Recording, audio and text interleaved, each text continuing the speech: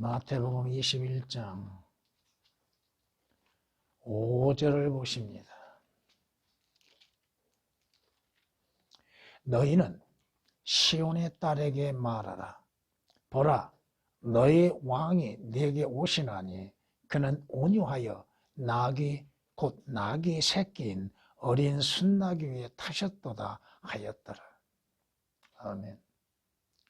개역에서는 너희는 이라는 단어가 삭제되어 있는 가운데에서 온유하여 곧 나귀 새끼 어린 순나귀를 타셨다 하는 말씀이 다 오역되어 있습니다. 겸손한 것은 다릅니다. 온유는.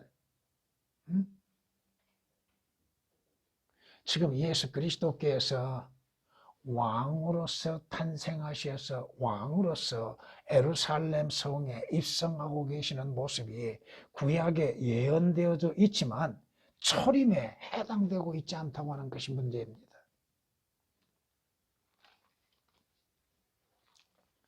스가랴서 9장을 보면은 이렇게 말씀하십니다. 오 시온에 따라 크게 기뻐하라. 오 예루살렘에 따라 소리 지르라. 보라, 내 왕이 내게 오시나니 그는 공의로우시며 구원을 지니셨고 겸손하시며 나귀를 타시리니 나귀의 새끼인 어린 나귀니라. 여기에서 주님의 재림과 초림이 겹쳐서 말씀하고 있다고 하는 것입니다. 그런데 문제는 뭐냐? 여기 스가랴서에서 겸손하시며 나귀를 타셨다고 하셨죠? 그걸 인용해서 개역은 마태복음에서도 겸손하다고 말씀하고 있습니다. 그런데 성경은 성령님에 의하여서 자유자재로 인용하시고 적용하실 수 있다고 하는 사실을 깨닫지를 못한다 이겁니다. 여기에 겸손이 됐으니까 마땅히 신약에도 겸손으로 되어야 한다. 이렇게 얘기하고 있는데 신약은 온유라고 말씀하십니다. 다릅니다. 온유와 겸손은.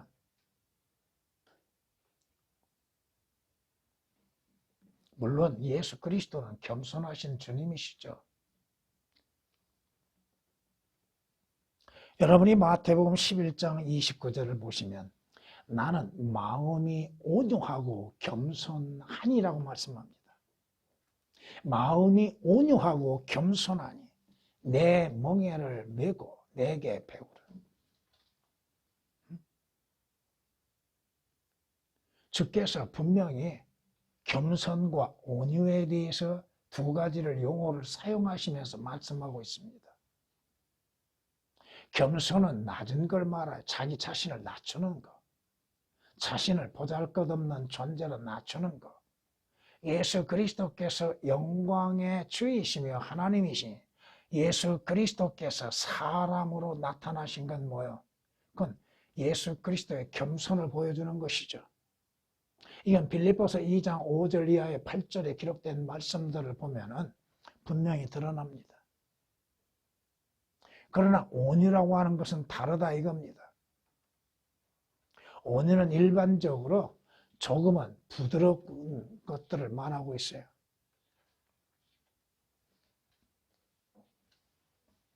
성경은 분명히 에베소서 4장 2절에서도 모든 겸손과 온유와 오래 참음과 사랑 가운데에서 서로 용납하라고 말씀합니다.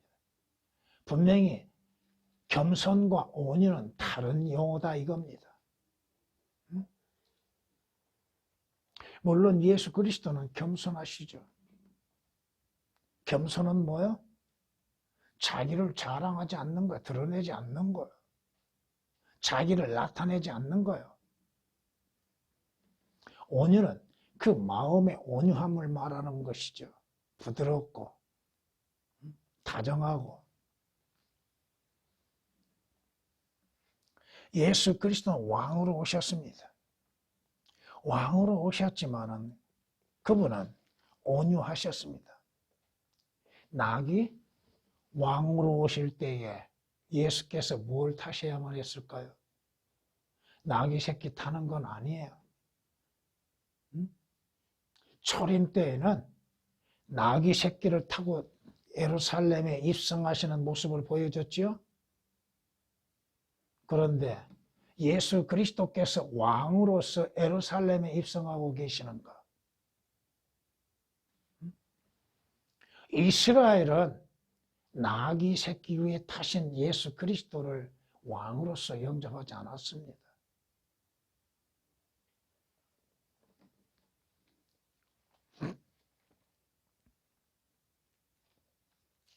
요한복음 1장 49절에 이렇게 말씀하십니다.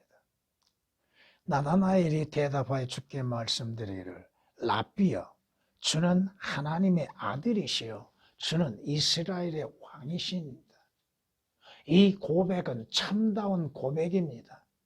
예수 그리스도를 주님으로 시인하고 인정하고 하나님의 아들로 믿는 믿음과 함께 이스라엘의 왕으로서 인정하고 시인하는 것은 유대인의 고백으로서는 당연한 일입니다.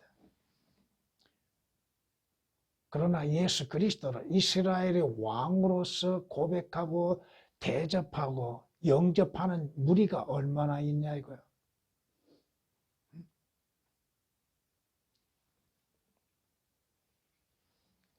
이제 예수 그리스도께서 이스라엘의 왕으로 초대에 임하셨으나 거부당했지요.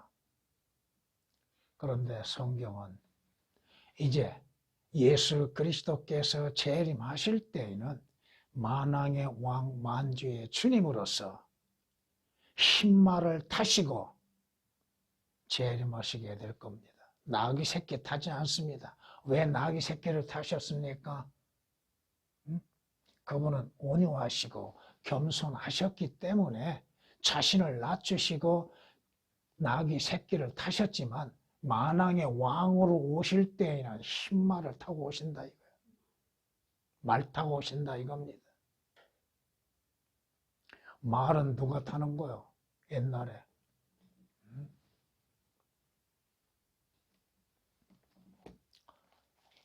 시편은 이렇게 말씀하십니다.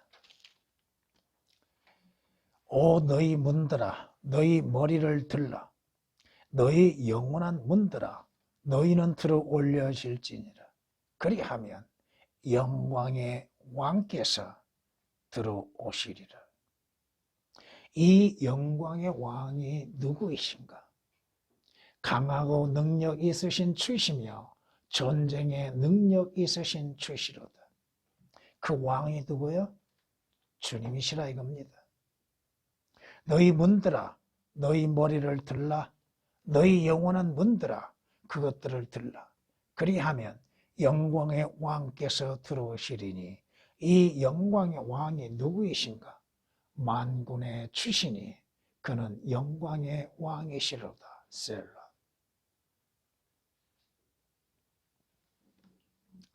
주께서 왕으로서 오셨지만 왕으로서의 영접을 받지 못하셨습니다. 결국 선지자로서 죽음을 당하셨지요. 근데 주님께서 타신 나귀 새끼가 누구요? 바로 우리요. 인간이라 이겁니다. 나귀 새끼는. 욥기서 11장 12절에 있는 말씀처럼 사람이 들나귀 새끼같이 태어난다고 말씀합니다. 들나귀 새끼같이 태어난다. 인간이 죄로 인해서 출생했잖아. 들나귀 새끼같이 태어나는 거? 이 들나귀의 특징이 무엇인가? 들나귀는 성읍의 북적됨을 조소하며 부리는 자의 외치는 소리도 무시하느니라.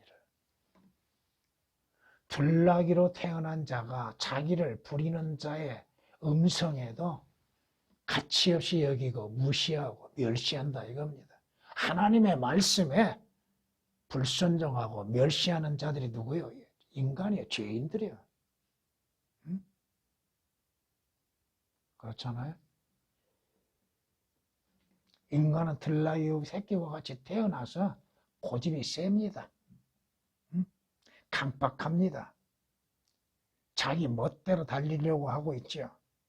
주인의 말에 순종하려 하지 않죠. 여기서 39장 7절에 있는 말씀입니다. 이 들나귀 새끼가 사거리 문 밖에 매어 있었죠. 마가복음 11장 4절에 말씀하시는 것을 보면 쭉 그 1절부터 얘기할 수 있지만은, 그리하여 그들이 가서 사거리 문 밖에 나귀 새끼가 매여 있는 것을 보고 그것을 풀더라. 이 나귀 새끼가 문 밖에, 예수 그리스도 밖에 매여 있다는 건 무엇에 매여 있어요? 마귀에게 매여 있고 죄에 매여 있는 자요, 율법에 매여 있는 자요, 육신에 매여 있는 자들이죠. 마귀의 종노릇하고 있는 것들이 뭐예요? 인간이에요. 죄의 종노릇하는 자들이 누구요? 인간이에요. 사거리 문 밖에 있다고 하는 거, 문 밖에, 사거리 어느 곳으로 가야 할지를 모르고 있는 인간이에요. 어느 길을 가야 자신이 구원을 얻을 수 있는지를 알지 못하는 인간이에요. 어느 길로 가야 하늘나라를 가는지를 모르고 있는 자들이에요. 사거리에서 뭐 하고 있어요? 어느 길로 갈 줄 모르고 방황하고 있다 이겁니다. 이해가 되십니까? 물론 성경에는 그런 말씀들이 없지만은,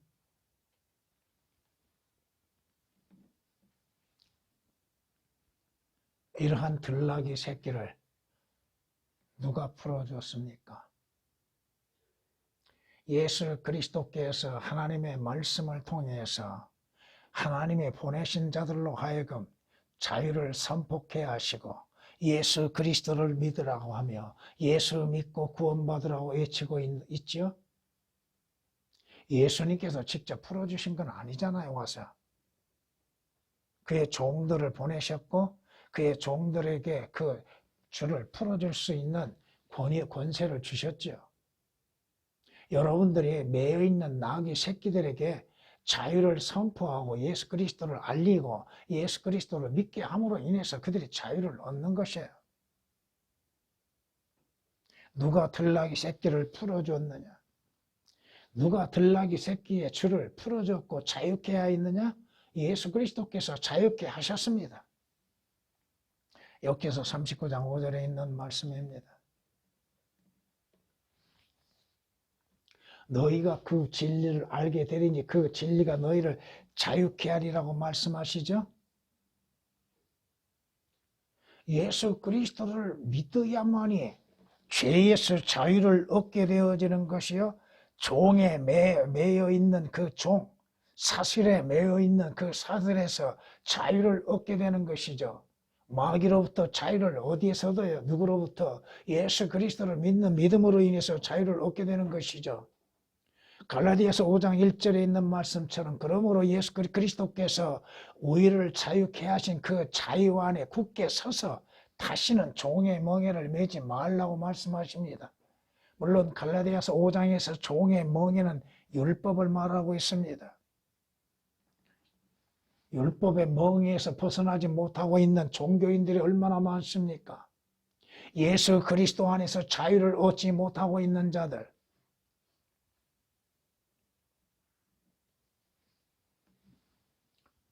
자유를 얻은 그 나귀 새끼가 자신의 위에 누구를 태워야 돼요? 예수 그리스도입니다. 그러면은 분명한 건 뭐예요? 그리스도인은 주 예수 그리스도를 영화롭게 하는 거예요. 주 예수 그리스도를 드높이는 거예요. 주 예수 그리스도를 자랑하는 거예요. 자기 위에 누가 계셔요? 누가 타고 계셔요? 어디로 가고 있어요 지금?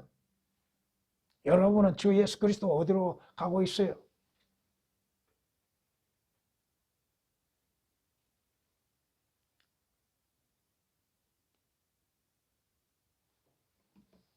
지금 주님은 여러분 안에 함께하고 계시죠?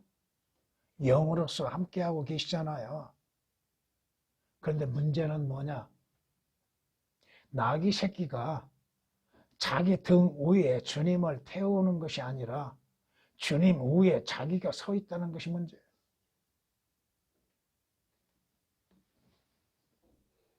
무슨 말인가 이해가 돼요?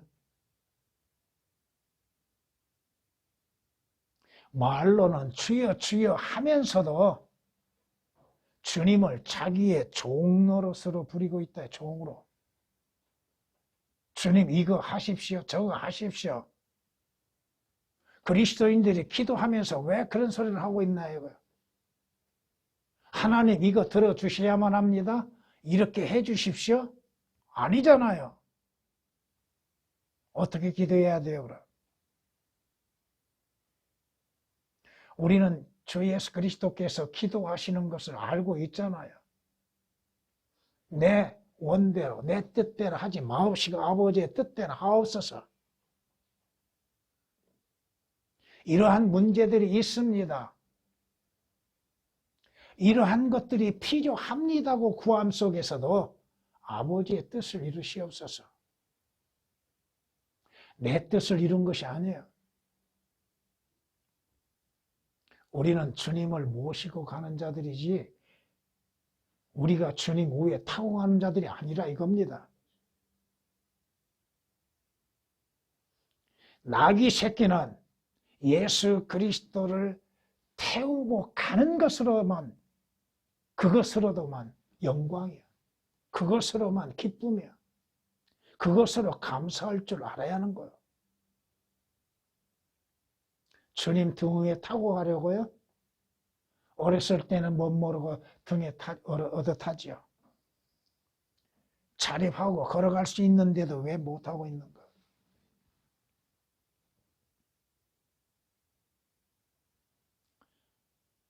예수 그리스도께서 매여 있는 나귀 새끼를 풀어서 타고 가시는 것처럼 여러분들은 죄에서 자유를 얻었고 마귀로부터 자유를 얻었으며 율법으로부터 자유를 얻었습니다. 그러게 자유롭게 행하되 너희의 자유를 악의 구실로 사용하지 말라고 경고하고 있습니다. 나는 자유롭게 되었다. 그러니 내 마음대로 행해야겠다고요? 내 마음대로 살겠다고요? 베드로전서 2장 16절에 있는 말씀입니다.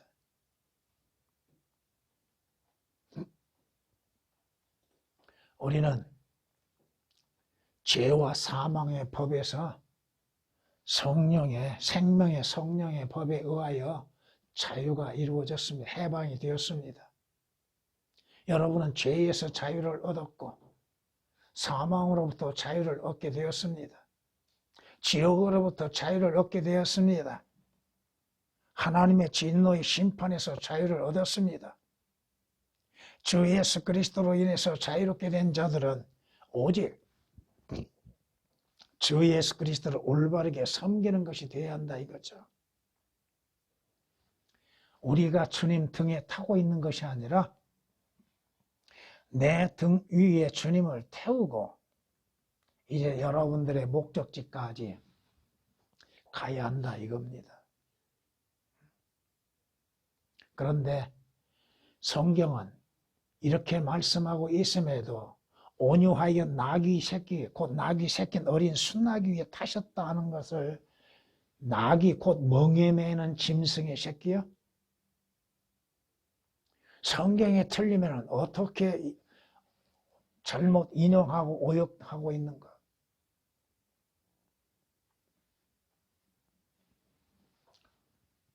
물론 주님은 겸손하십니다. 그러나 본문에서는 왜 성령님께서 구약에서 겸손하다고 말씀하시는데 온유하다고 말씀하고 있는가? 성령님은 자유자재로 인용하십니다.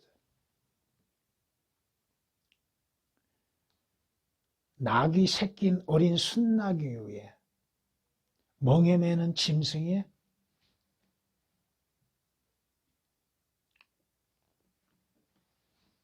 성경을 성경이 말씀하신 것처럼 올바르게 나눌 줄 알고 올바르게 적용할 줄 알아야 한다고 하는 것입니다. 나귀 새끼는 주님 앞에 끌고 가서 주님을 태우고 예루살렘 성에 입성하는 것입니다. 여러분들도 주님 위에 있는 것이 아니요, 여러분은 주님을 위에 태우고 목적지까지 겸손히 따라가는 것입니다.